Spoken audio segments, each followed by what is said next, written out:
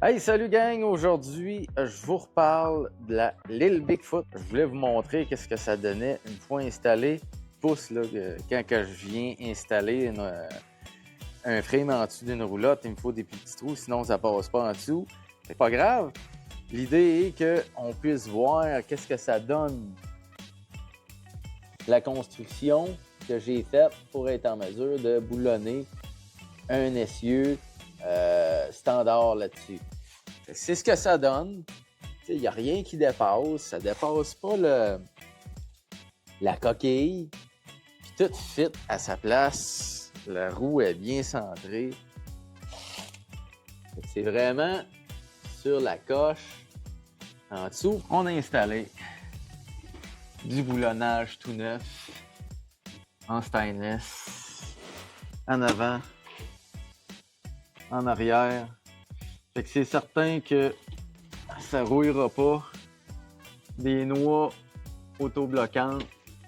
Bref, un dessous à toute épreuve. Là, une chose qui va être à faire dans cette roulotte-là éventuellement, ça va être le plancher. Là, il faut que je vous parle des Lil Bigfoot. Les fenêtres sont problématiques souvent. Ça a tendance à couler. On voit clairement là, que ça coule. Là, le plancher est pourri. On voit que les vis sont renfoncées un peu. C'est pas pourri au point de dire que il faut qu'il soit changé dans l'immédiat. Mais ça commence à être pas mal avancé. On voit là, là c'est pire. Là, t'sais.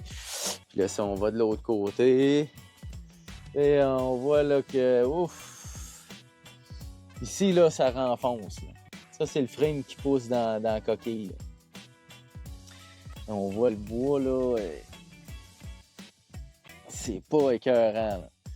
Fait que, malheureusement, cette roulotte-là va être vouée à se faire remplacer le plancher. Ça sent le bois qui est pourri, là. Fait que, éventuellement, il va falloir faire un plancher là-dessus. Ça, c'est clair, net et précis. À la limite, les parties qui sont dans les cabinets, c'est ceux qui sont en dessous des fenêtres. Fait que toutes les fenêtres dans une Lil Bigfoot sont souvent problématiques rendues à cet âge-là. Puis les gens laissent ça aller. Puis ils pensent que, vu que c'est en fibre de verre, il n'y a rien qui pourrit. Non, c'est pas vrai. Le plancher d'une Lil Bigfoot n'est pas imperméabilisé à l'intérieur. Fait que oui, il y a une couche de fibre de verre dehors, c'est super. À l'intérieur, c'est juste du plywood collé qui est à l'air. Fait que aussitôt qu'il y a de l'eau qui rentre là-dedans, qui s'en va là, ben le bois le prend, puis ça reste là. Puis ça sèche pas. Parce que c'est des cabinets. Idéalement, il aurait fallu que la compagnie fasse une couche de fibre de verre à grandeur. Même à la limite, une couche d'époxy à grandeur. Là, il aurait été étanche, même s'il y a de l'eau. C'est des bonnes roulottes, là. Ça vaut la peine de mettre de l'argent là-dedans. Mais c'est ça. Si on laisse aller les choses, là, comme les fenêtres, là, à minute, qui ont vu qu'il y avait des infiltrations d'eau, il aurait fallu qu'ils règlent ça. Ce qui est arrivé, là, je vais vous montrer. On a mis des tapes en haut. Ça, c'est un plaster, là. Tu veux que ça soit étanche, faut t'enlèves la fenêtre, tu nettoies tout ça, tu recolles ça là avec un bon scellant pour plus que ça coule. Puis dans ces fenêtres-là, de bord, les joints d'étanchéité, là, c'est important de les refaire. Là. Puis là, on regarde ici, les joints d'étanchéité sont à refaire. Puis je suis capable de les avoir, ces joints d'étanchéité-là. Mais si jamais tu as une Lil Bigfoot, puis que tu as besoin de joints d'étanchéité pour tes fenêtres, ben, t'as juste à me lâcher un coup de fil, à envoyer un message Messenger par par ma page pro. Puis ça va me faire plaisir de vous vendre là, ce qu'il vous faut pour faire la job si vous voulez la faire vous-même. Il n'y a pas de problème avec ça.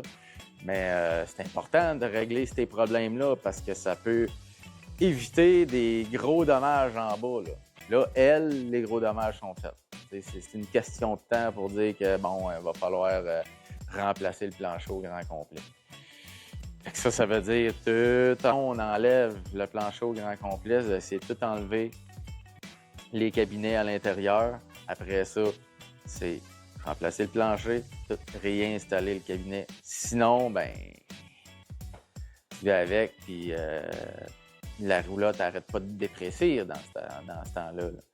Fait que si tu veux avoir le maximum de la valeur de ta roulotte, si tu veux un jour la revendre à un bon prix, parce que ça prend de la valeur, cette roulotte-là, quand c'est bien entretenu. Sur ce, gang, on se revoit dans une prochaine vidéo. Salut!